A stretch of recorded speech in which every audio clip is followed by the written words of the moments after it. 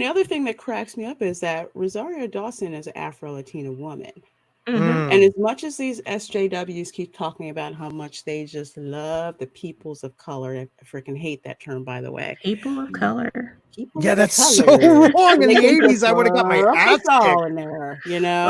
Oh, I would And have got it's my ass kicked. and it's just as soon as one of their quote people of color does something that they don't like or that doesn't line up with their agenda, then all of a sudden here comes the hate campaign.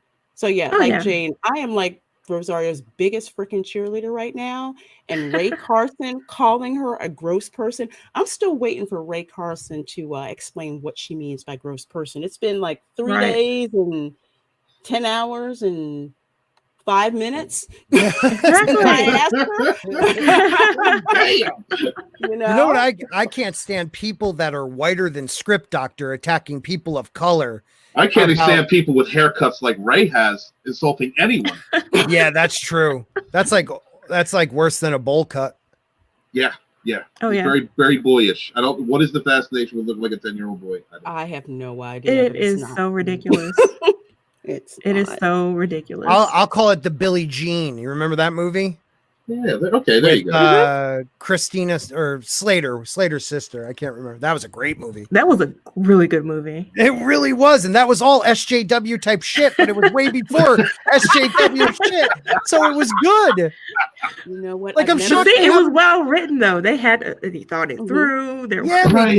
did. a story. But That's no. what's matter. It wasn't just Go- I'm sorry. symbolism. Well, if it comes out right now, though, I would freaking hate it most likely because they would miss the point of the movie.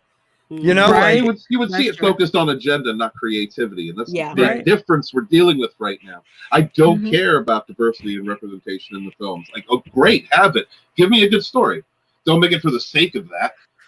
That's all I'm saying. Yeah, Well, they're not no, going to it's do just- that though. No, They it's all use about people of agenda. color sorry. as props.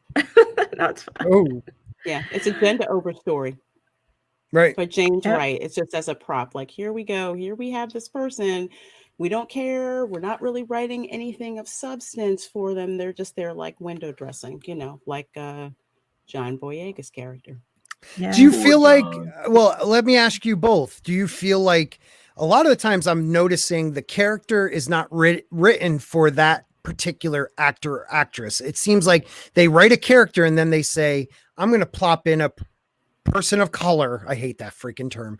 I'm going to drop in a female. I'm going to drop in a person of the alphabet community. Like, and not like conform that character to that person. Like, it's almost like they just, like the women in movies. I think we talked about this the other night. Women in Mhm. movies are acting like angry white men, Mhm. instead of women using their femininity and their power as women, they're actually just acting like hard ass men in shows like Picard.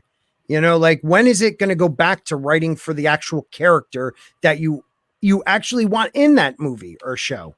I think it's intentional. I think that their point is that they want to create these characters that are phenotypically female, but that take on all of the characteristics of the men they don't like, just to prove that they can do it. There's no real logic to it, but that's how that's how they're drawing these characters.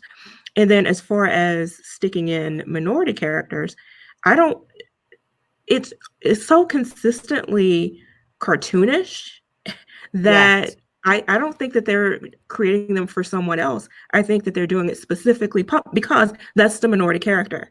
Right. And so we're going to minimize their role. We're just not going to pay much attention to them. We're going to half-ass it and then, Yeah. cast whichever Black person and check our clap, hit ourselves on the back and check mark our little box and proclaim that we're the most progressive people on the planet. Right. I have to ask. I mean, I think we're all pretty much in the same age group here. From where we were in the late 80s to the 90s to where we are today, like, when was that change when progression became tokenism? What? That is a good point. I want to say in the 90s when this whole PC agenda really, really started to take flight. I know for me, when all of a sudden, I don't know who came up with this, But all of a sudden it was, no, you can't say black, you have to say African American. I'm like, why? I'm not claiming the whole continent. I don't have any relatives that are from there. So why are we going with that? And it just seems like from there and just trying to be PC, how PC can we be? And it just seemed to have taken off from there. And now, it's on steroids. So before it was, we write a character of death. Like, for example, we'll take Deep Space Nine. We'll take Cisco with Avery Brooks. Yeah. All right. Deep character, multifaceted, everything. He was written awesomely. Mhm. You go to a show like, say, Stargate SG-1, and you have Teal. One, he's a black guy. They basically use him as the alien, and he's basically window dressing through most of the entire show. Mhm. But they basically say, hey, guess what? We have a minority character here. Here, aren't you happy? You should be happy. If you're not happy, you're racist. Right. You see how that goes? Mhm. Mm-hmm. Yeah. Yeah, I don't know. Exactly. I agree with you on all of that. I think it started after the 90s. I really do.